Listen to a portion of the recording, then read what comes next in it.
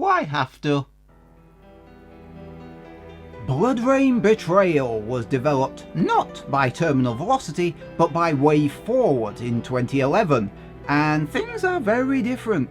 The rhythm of combat, movement, feeding, the feel of the controls, there are a lot of changes between this and its predecessor.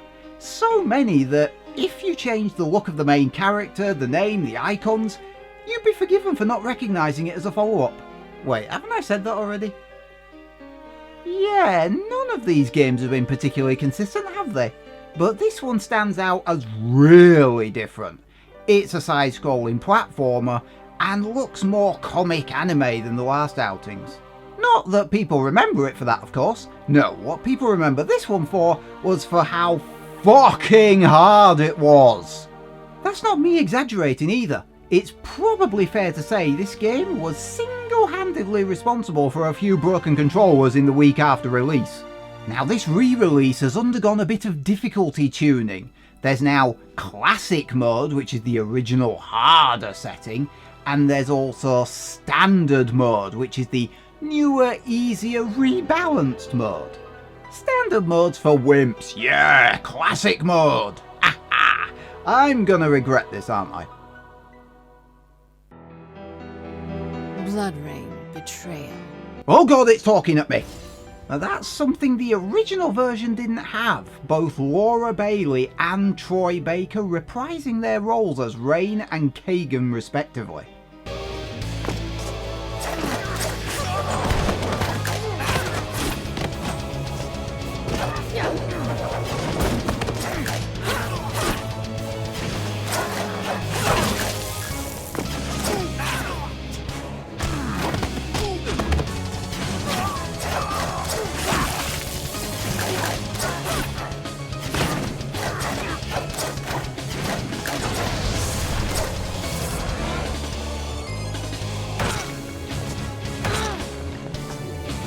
Now I feel obliged to mention that I did buy this game when it came out, and I'm probably making it look really bloody easy.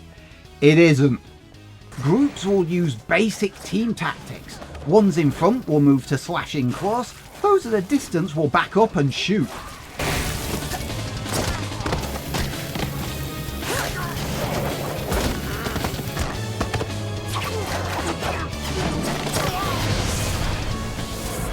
And get used to the game springing surprises on you.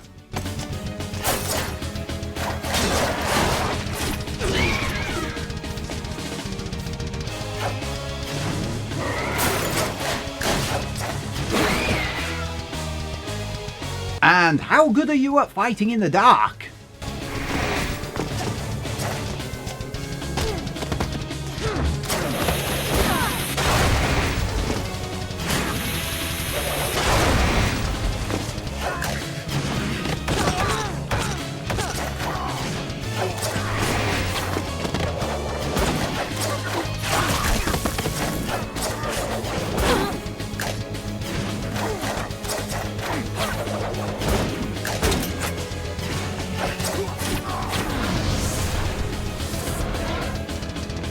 We're still on level 1.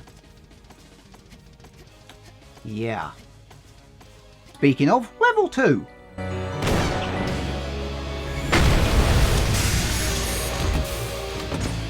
It's a coffin rocket. I don't get it either. Bit of acrobatics. Savour this moment. This is as easy as it gets. Now the first time I played this game, I kept on dashing straight down that bottomless hole in the middle. I've played a lot of games since then though, and I've played a lot of Souls style games since then. You play Souls for a few minutes, you quickly learn to watch your step.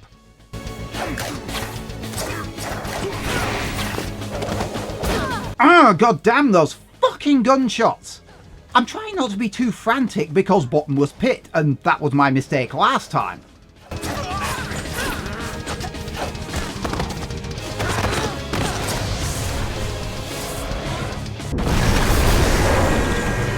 Sudden boss! And if anybody can explain to me exactly why this boss is called Crab Puncher, feel free to use the comment section below. He swings his arm blades, he releases blood flies. Although the blood flies can be grabbed to recharge your health, so not really an attack. I mean, when was the last time you fought a boss that dropped first aid kits?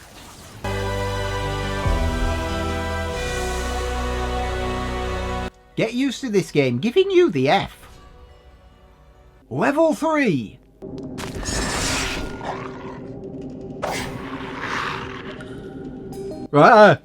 Big brown blades.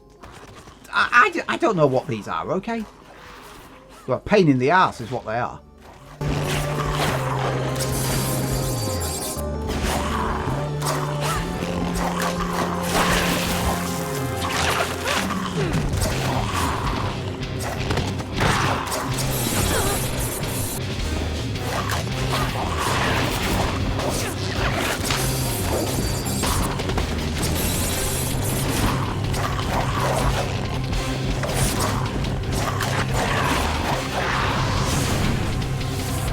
This is probably a good time to bring up the fact that if Rain bites an enemy and lets go of them, she turns them into a remote control bomb.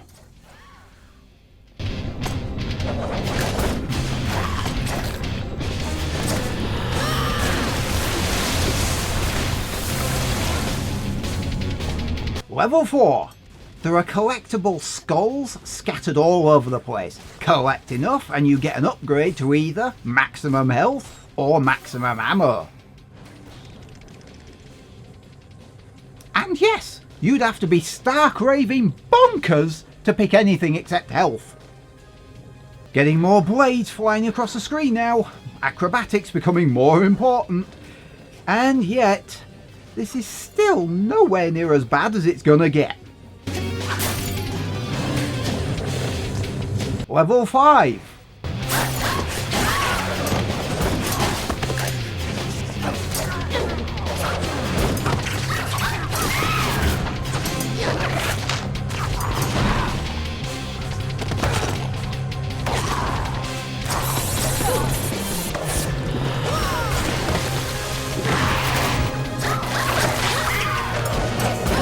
Okay, this is getting frantic.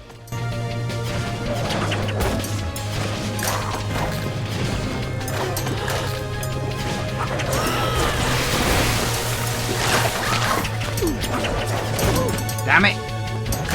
Damn it!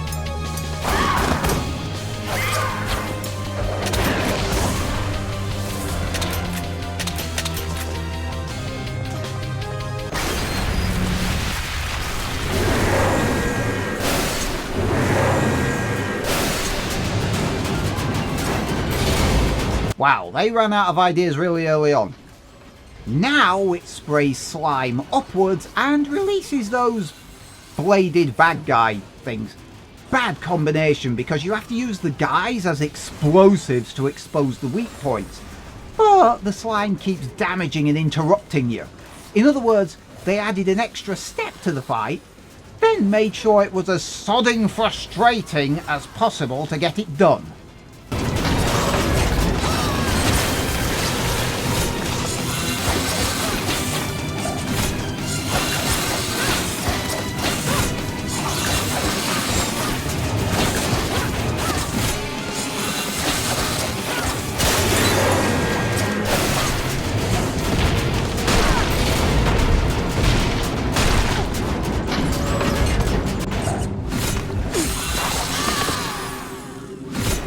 Level 6. Oh shit, I forgot about this. It's gone all Flappy Birds on me. Spikes everywhere, women throwing fans, buzzsaw blades.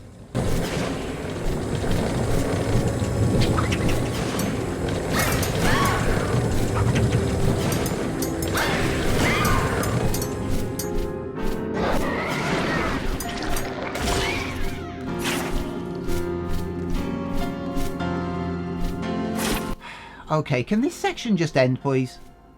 It's kind of overstaying its welcome.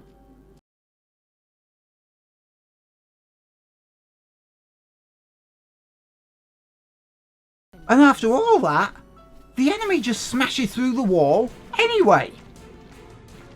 Seriously, what was that section for? The feathery arsehole did nothing. And now we've got bombers. Level 7. Lasers. Because all medieval castles come equipped with proximity triggered energy weapons.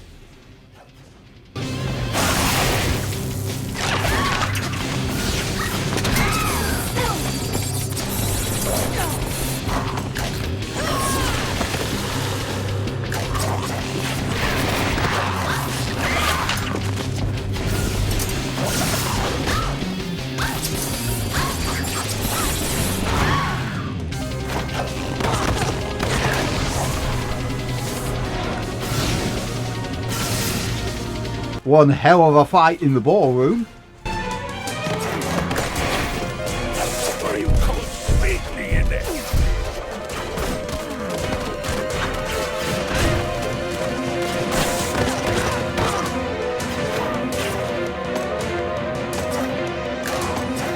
There must at least be half sight.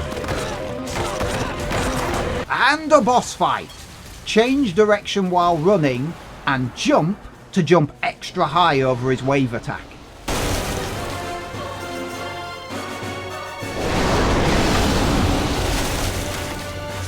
Other than that, he's a pushover. It's a bit anticlimactic, to be honest. Level 8. Oh good, acid. My favourite. Actually, there's not much difference between an acid pool, a blood pool, and a bottomless pit. Kind of makes me wonder why they bothered.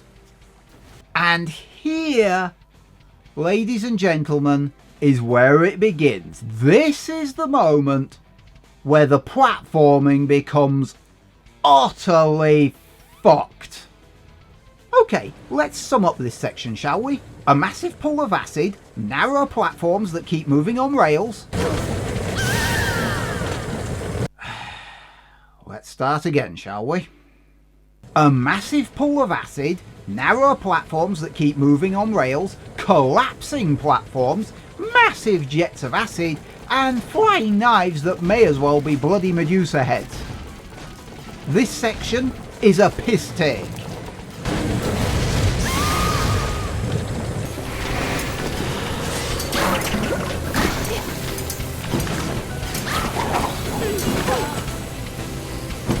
I'm getting stun locked again.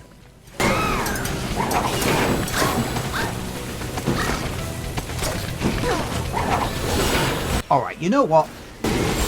Die!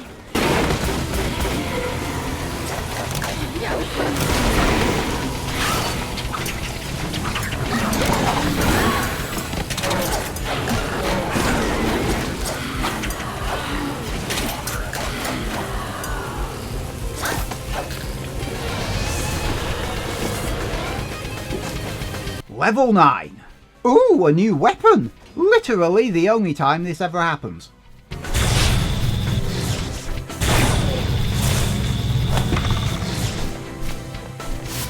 It's a bit weird though. It causes no actual damage, right up until the moment the enemy pops. The healthier the target, the longer it takes.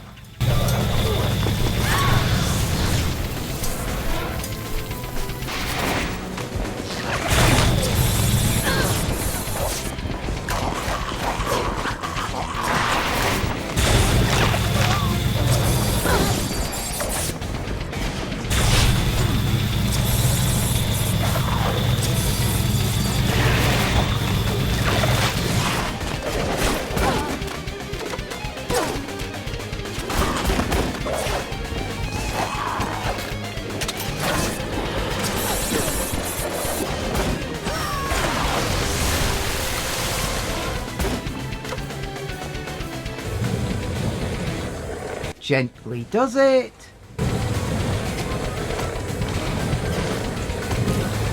Easy. Oh, skull! Ow! Ah! Oh! Oof! I'm certain the developers were trying to come up with as many ingenious ways as possible of making that vein in your head explode. Level 10.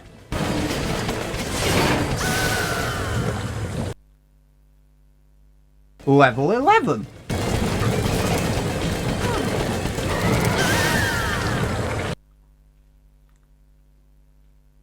Also another boss, Kagan himself. Well, I say himself, he sends his minions to weaken you first, then he starts shooting at you.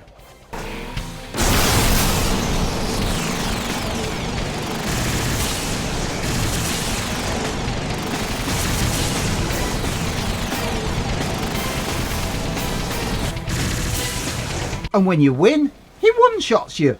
Tired of this.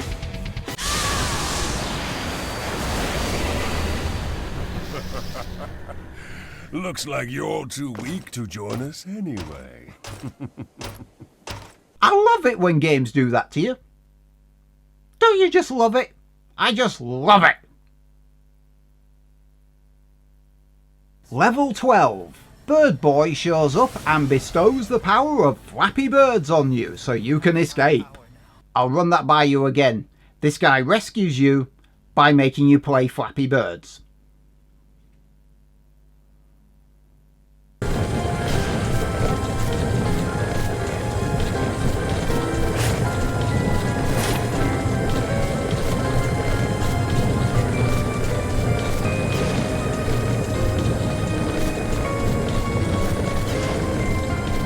And then there's this section, which can only be reasonably described as a total clusterfuck.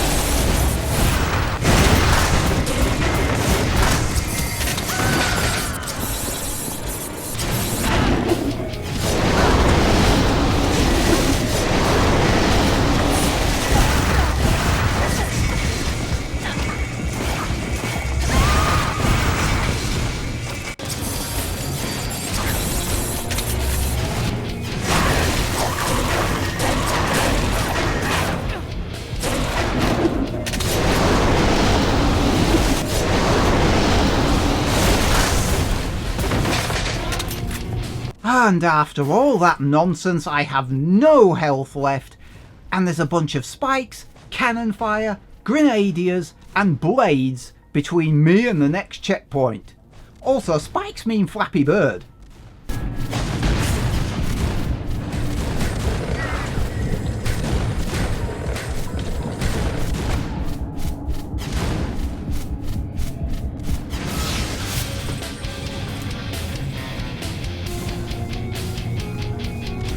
Is it possible to murder Bird Boy before he gives me this power? Also, this is a death trap. Why did anyone think a bunch of goons would make this way more dangerous than it already is? And how long have they been stood here? Talk about job stress. Level 13.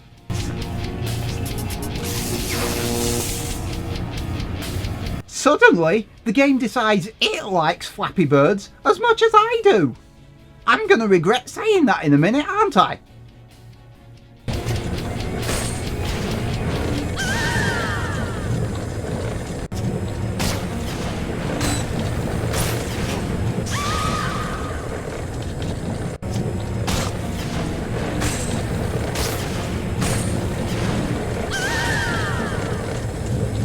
Kill me.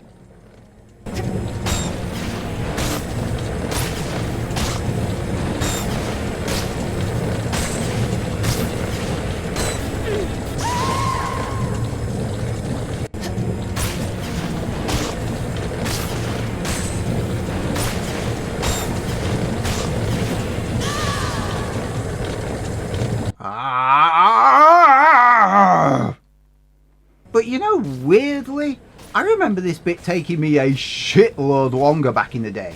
Probably as many as 24 attempts back then. I definitely think my experience with hard games since then has sharpened my skills. Level 14. Wait.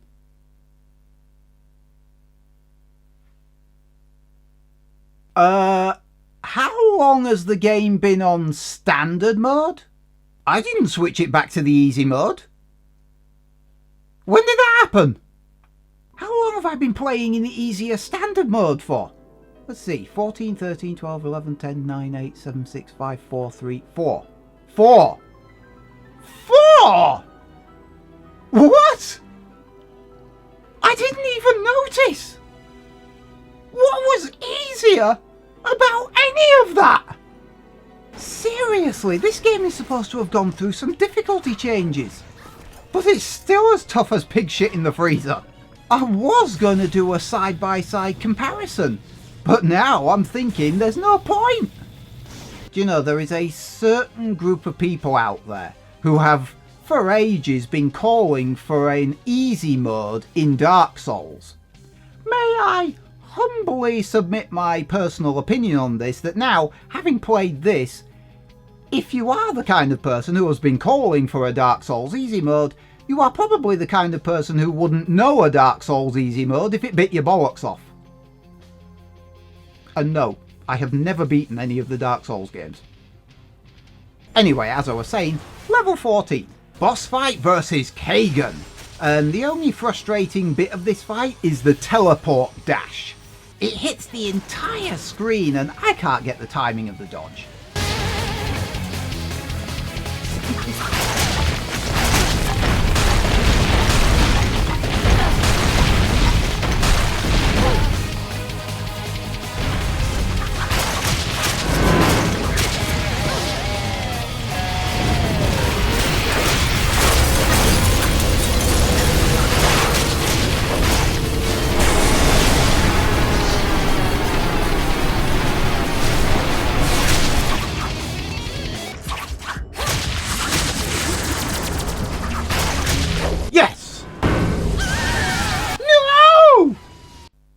The shit-faced wanker.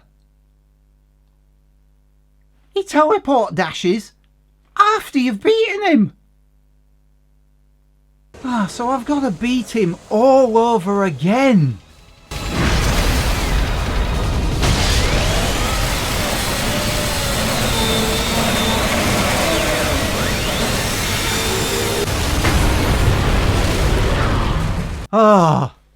Finally it's over. The final boss is defeated, Kagan is no more, and I can stop playing. There's another level. Are you fucking kidding me?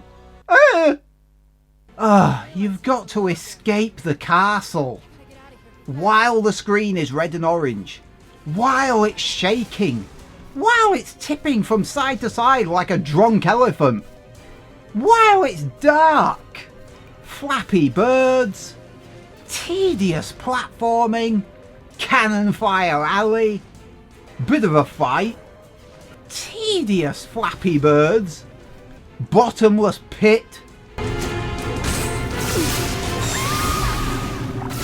hidden lasers, and one of the most bullshit clusterfucks in the whole game.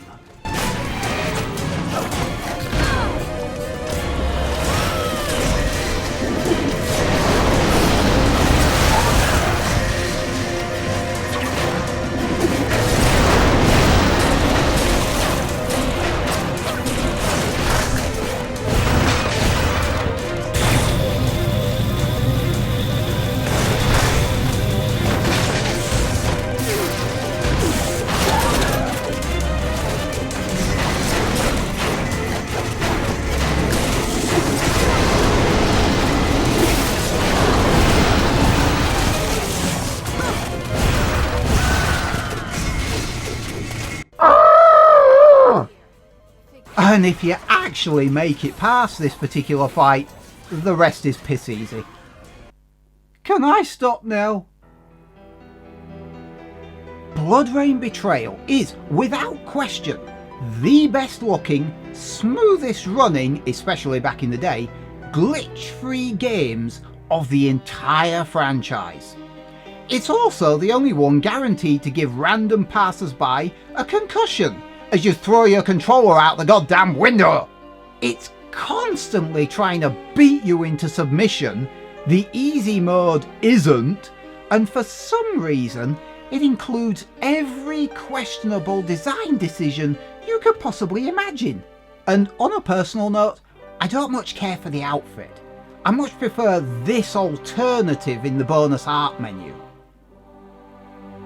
It's more colourful. They even found a way to pare back the already minimalist gun combat from the second game. Seriously, are they ever going to go back to balancing bullets and blades? I'm going to go away now and play something a bit less stressful.